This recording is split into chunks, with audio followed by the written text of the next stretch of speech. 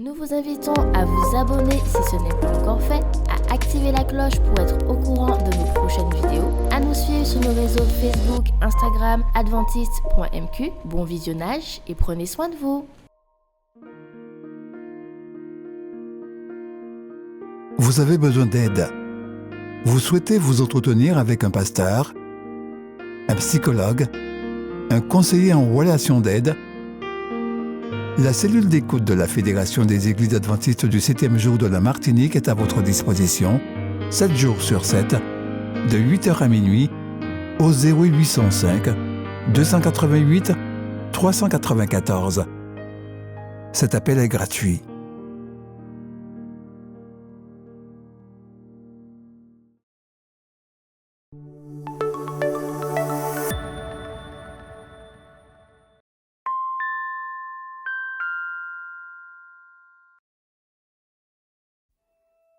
Chérie, peux-tu passer au marché et prendre de quoi manger? C'est une demande commune dans tous les couples mariés. Mais pour Marcos, c'était quelque chose de difficile à entendre. Jeune marié, alors que le pays s'apprêtait à faire face à l'hyperinflation, Marie et Marcos faisaient également face à une terrible crise financière, peu après avoir décidé d'augmenter le pourcentage de leur engagement de 3 à 5%. Il restait encore 2 semaines avant qu'ils ne reçoivent leur salaire. Et ils n'avaient déjà plus un sou, même pas pour acheter de la nourriture. Après avoir ouvert son cœur à Dieu ce matin-là, Marcos, inopinément, a trouvé de l'argent dans une poche. À peine suffisant pour acheter des bananes. Étonnamment, au marché, il a réalisé que l'argent était en fait suffisant pour acheter une douzaine d'oranges et même des courgettes. Comment est-ce possible alors que les prix ne baissent pas pendant une hyperinflation? Plus tard ce jour-là, alors qu'ils nourrissaient leurs poules dans leur jardin, un voisin lui a offert de la laitue et du chou frisé de son jardin. Comme Marcos finissait de nourrir les poules, un avocat qui tombait lui a rappelé qu'un vieux pasteur lui avait demandé de ramasser ses avocats et de partager sa récolte avec lui. Quand Marie est arrivée, elle ne pouvait croire ses yeux. Il y avait des bananes, des oranges, des courgettes, de la laitue, du chou frisé et des avocats. Le couple s'est agenouillé devant leurs produits pour remercier leur pourvoyeur pour de telles bénédictions. Réalisant qu'il leur serait impossible de tout manger, Marie a suggéré de partager la nourriture avec les parents de Marcos. Chez ses parents, le même jour, sa mère lui a offert 2 baguettes de pain complet et 3 litres de lait. Alors que Marcos conduisait pour rentrer chez lui, ses yeux se remplirent de larmes, témoignant de son respect pour la grandeur de Dieu. Dieu est le même hier, aujourd'hui et pour toujours. Alors que nous retournons nos dîmes et nos offrandes, mettons notre confiance dans ses promesses fidèles et véritables. Mettons nos désirs en dernier et Dieu en premier.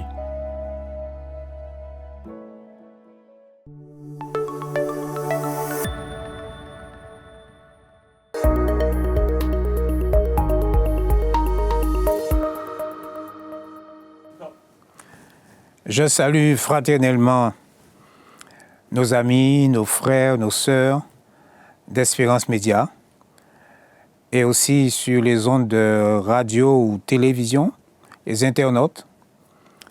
Et aujourd'hui, nous allons avoir une réflexion ensemble autour de la Bible. Et je voudrais surtout que nous touchions du doigt 2 qualités, on va dire ça comme ça, de Jésus-Christ, qui nous concernent. Mais avant de commencer, nous allons lui demander de nous inspirer dans tout ce que nous allons lire dans sa parole et dire autour de sa parole. Et tandis que je vais prier, je vous demanderai de faire de même en ce qui vous concerne. Notre Père qui es aux cieux, je lève les yeux vers toi, afin que tu nous parles, que tu nous inspires, que tu nous guides et que tu nous conduises au pied de Jésus-Christ pour que nous soyons beaucoup plus forts en lui, maintenant, jusqu'à ce que tu reviennes. que ces paroles soient entendues par toi au ciel et qu'elles soient exaucées maintenant en notre faveur. Amen.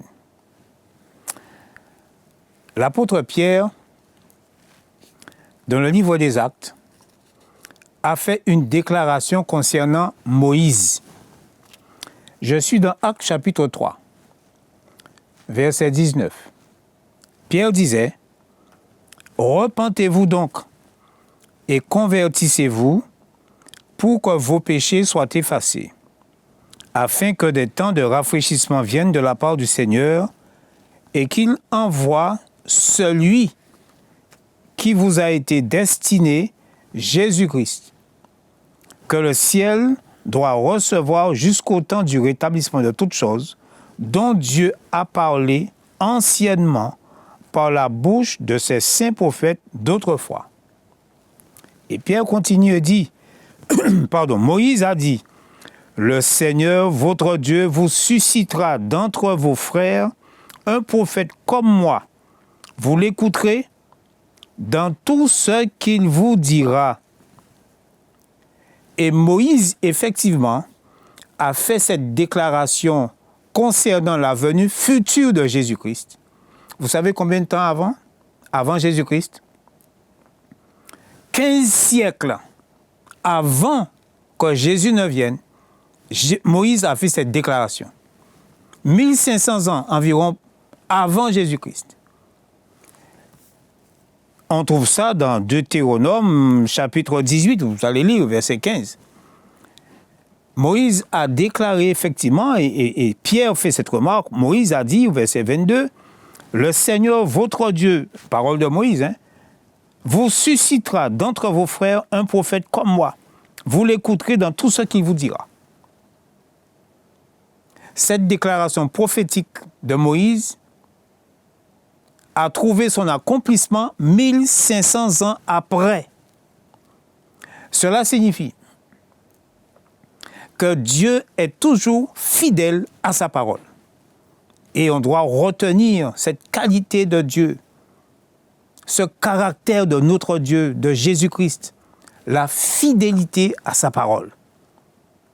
Lorsque Dieu fait une déclaration, Dieu est fidèle. Et ce qu'il dit va se faire. 100 ans après, 200 ans après, 1000 ans après, 1500 ans après, 2000 ans après, mais il va le faire. Personne ne peut s'opposer, s'empêcher ou empêcher Dieu de faire ce qu'il a déclaré qu'il fera. 1500 ans avant. Il y a un autre cas. Alors, je vous présente ces deux situations. Pourquoi? Parce que nous sommes arrivés à une époque où on doute de tout. On doute de tout. On doute de la parole de Dieu. On doute de ceci, on doute de cela. On doute des informations. On doute de ce qui est dit. On doute de la guerre. On doute de beaucoup de choses. Mais nous devons ancrer nos croyances sur la parole de Dieu. Et lorsque Dieu dit qu'il viendra, quand Jésus-Christ déclare « Je vais revenir », nous devons le croire. Et toute la Bible est concentrée sur le retour prochain de Jésus. Et si dans la Bible, nous avons des prophéties annoncées et qui s'accomplissent, sous nos yeux quelquefois, c'est bien pour nous entraîner à croire en ce que Jésus-Christ va dire concernant son retour. Moïse a fait cette déclaration 1500 ans avant et elle s'est accomplie. Jésus a fait des déclarations qui se sont accomplies et qui vont s'accomplir. Nous devons le croire. Alors voilà un autre cas. Nous sommes dans le livre de Rois. Je suis dans 1 Roi.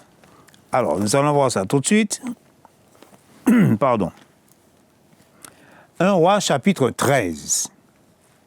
Écoutez. Alors, c'était à l'époque de Jéroboam, le premier roi d'Israël.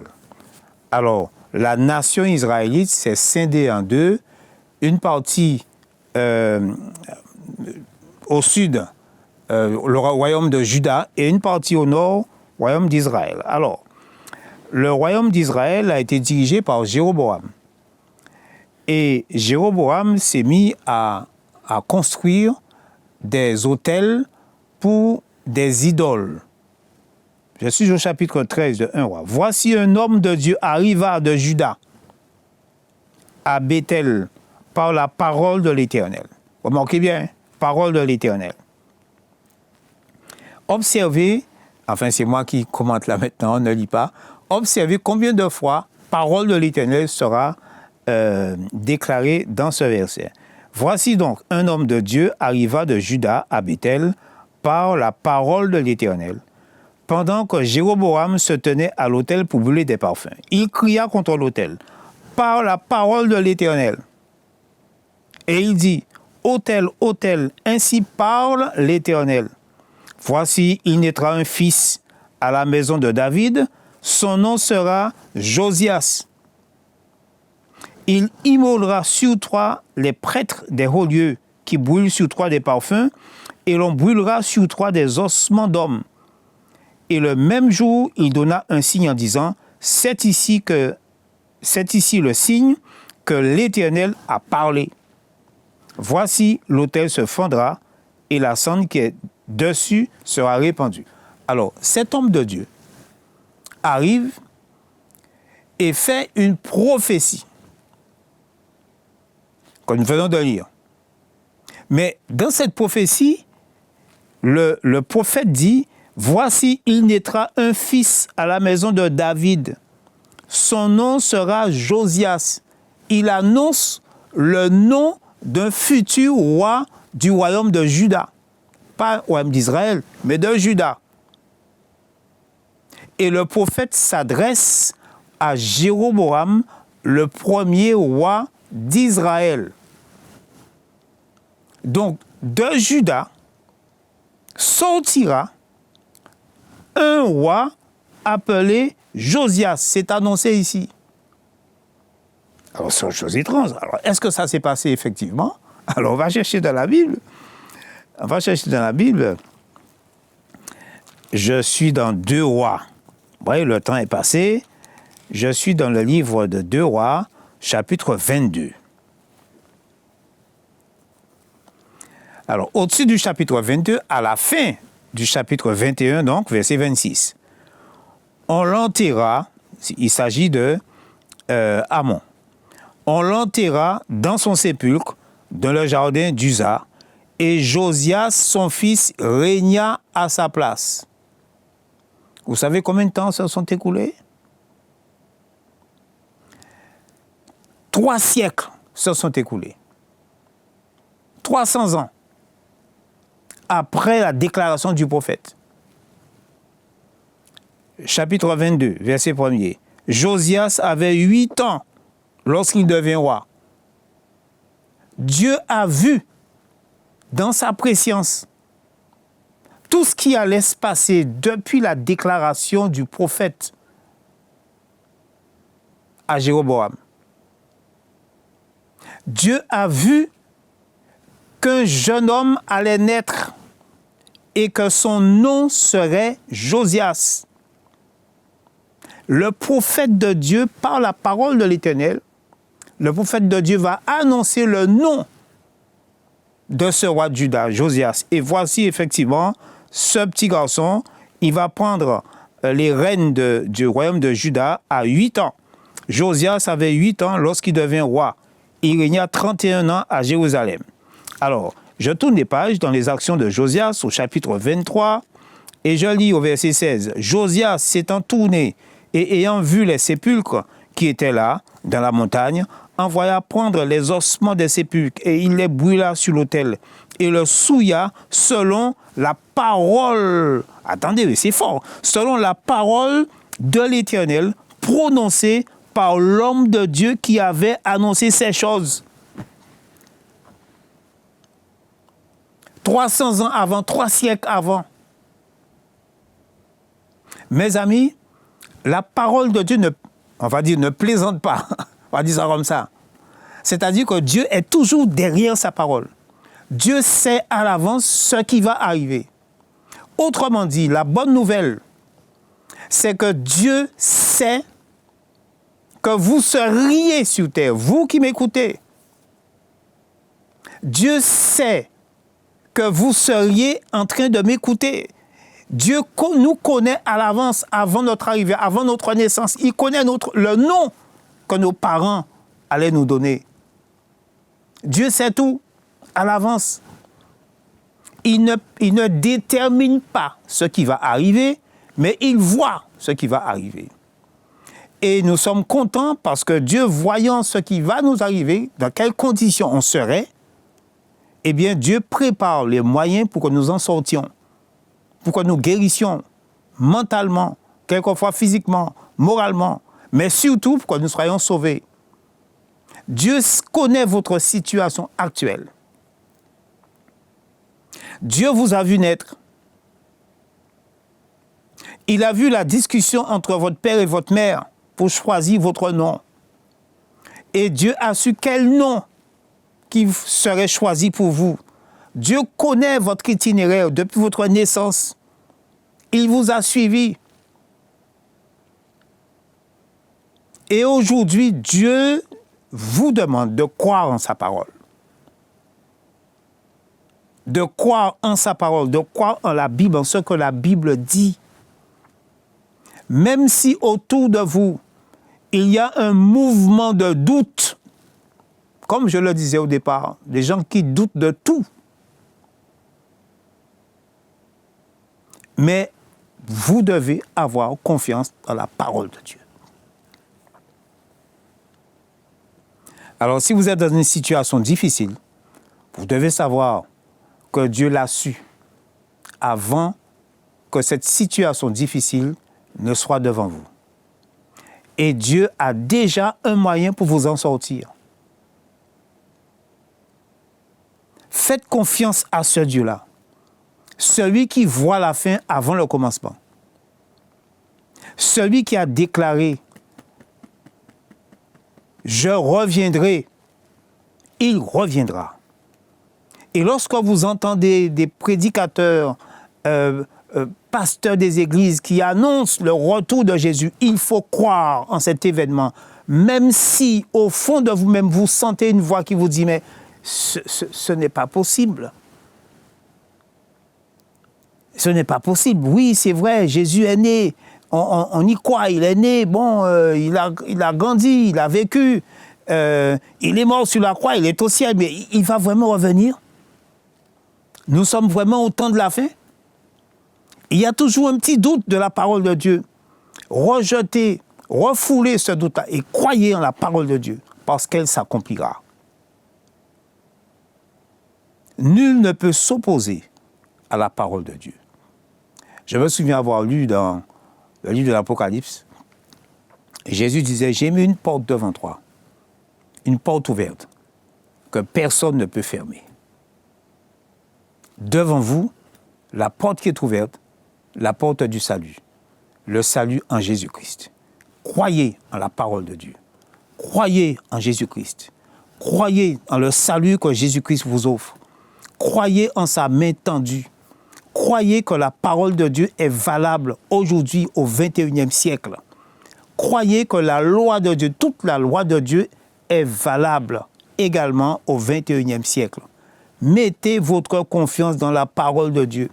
Mettez-vous du bon côté, du côté de celui qui sait tout, notre Créateur, notre Sauveur. Merci Seigneur pour cette fidélité à ta parole que tu nous enseignes ce matin. Merci Seigneur de nous suivre pas à pas.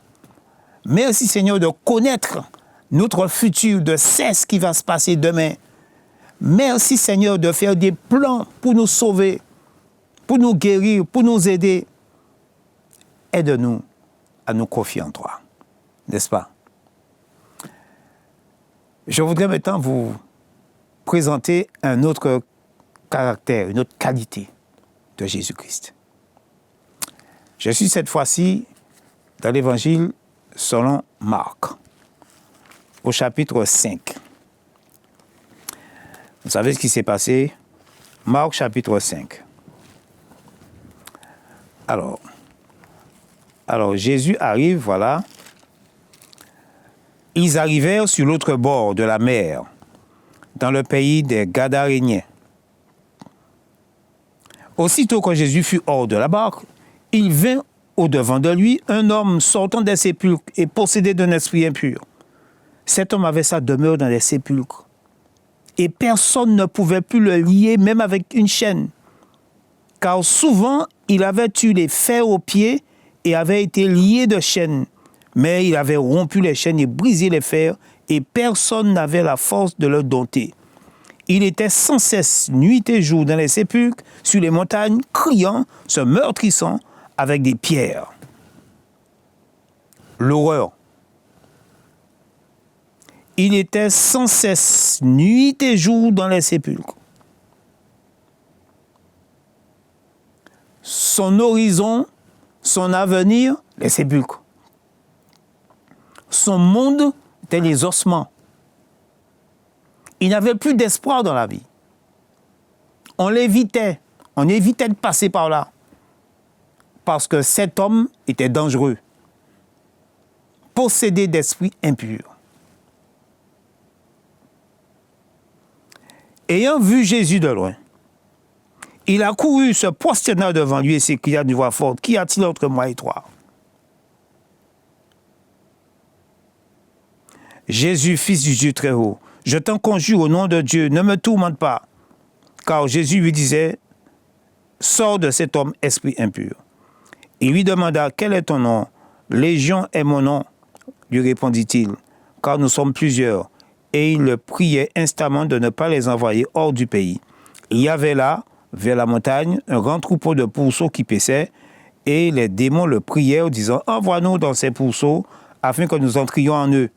Il le leur permit, et les esprits impurs sortirent et entrèrent dans les pourceaux, et le troupeau se précipita des pentes escarpées de la mer. Dans la mer, il y avait environ 2000, et ils se noyèrent dans la mer. Donc, les esprits impurs sont entrés dans des animaux impurs. Mais ce qui nous intéresse, c'est l'attitude de Jésus. Voilà un homme qu'on évite, dont on a peur. Jésus arrive. Et cet homme arrive devant Jésus-Christ. Nous aurions reculé. Peut-être on aurait pris la fuite, le connaissant. Mais Jésus reste là. Jésus ne recule pas devant l'horreur. Et ça, nous devons retenir. Le fait que quelle que soit la situation d'un homme, d'une femme, aussi bas qu'il soit arrivé dans sa vie, quel que soit le péché, la faute qu'il a commise, Jésus ne recule pas.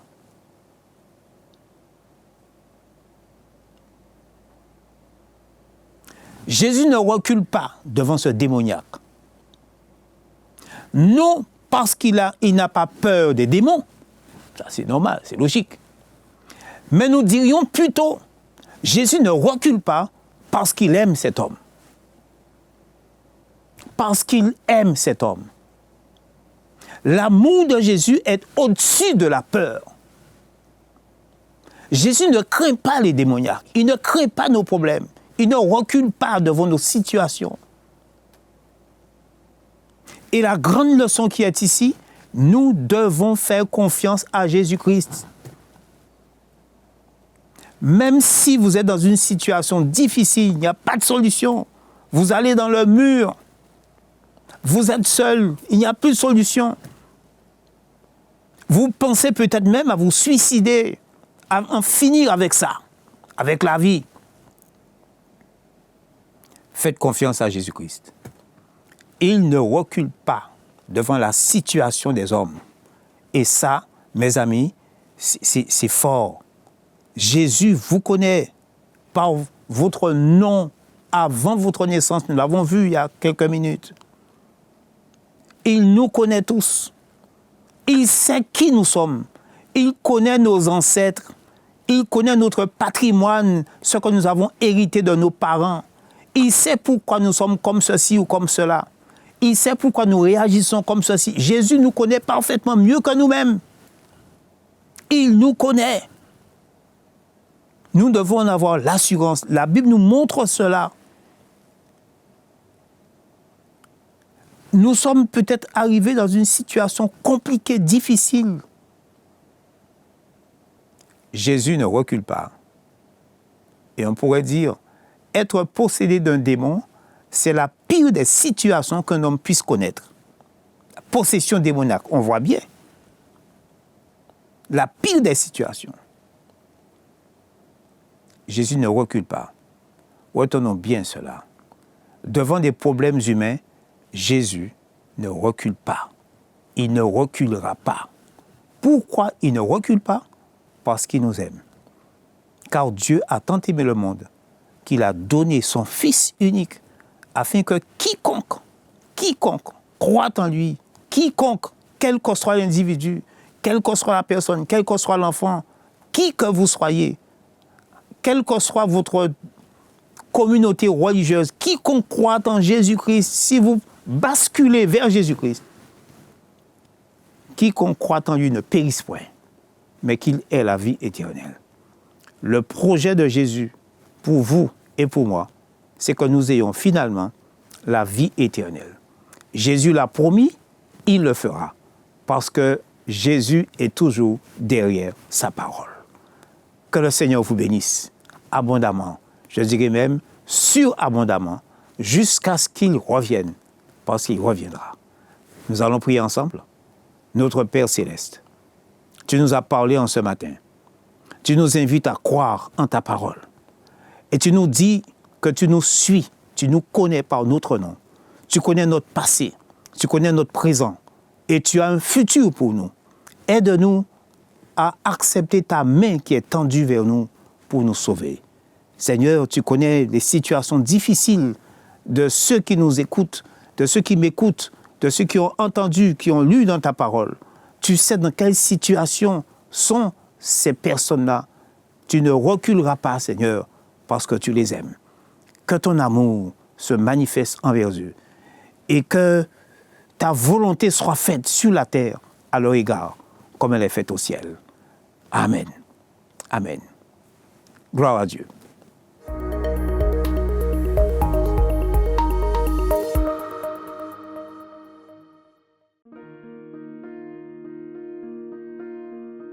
Vous avez besoin d'aide.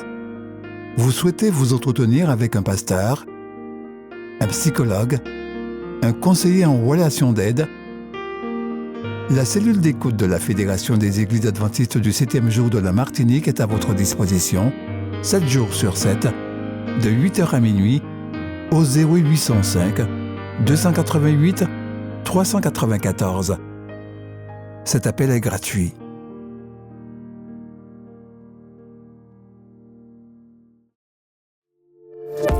N'oubliez pas de vous abonner si ce n'est pas encore fait, de liker et de partager avec vos amis si cela vous a plu. À bientôt pour une prochaine vidéo.